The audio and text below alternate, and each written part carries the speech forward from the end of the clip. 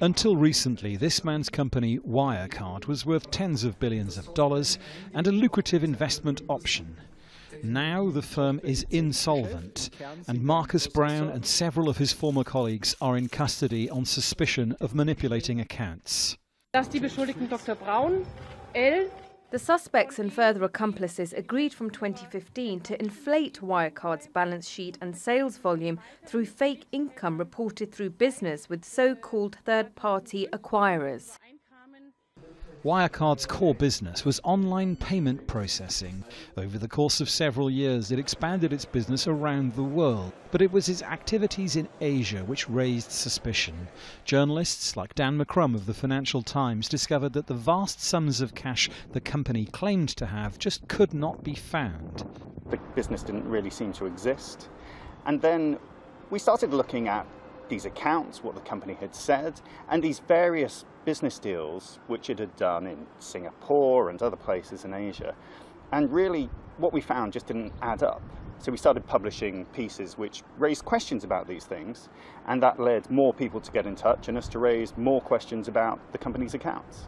When Wirecard filed for insolvency a few weeks ago, its share price plummeted and many of its shareholders found themselves facing serious losses.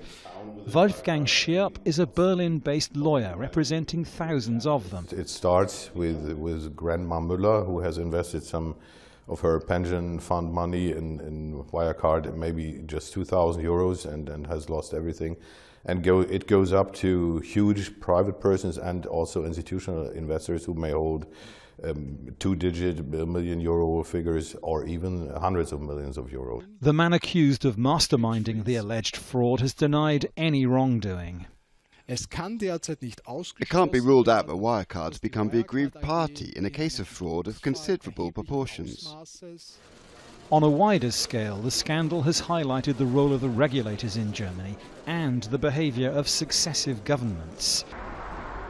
The official response here at the Finance Ministry is a three-point action plan. Firstly, to strengthen the financial regulator BaFin to give it the sovereign power to intervene in public companies. Secondly, to beef up the auditors regulator APAS to allow it to impose sanctions on rule breakers.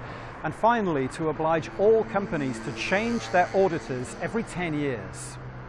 But right now, there remain many unanswered questions about what really happened with Wirecard.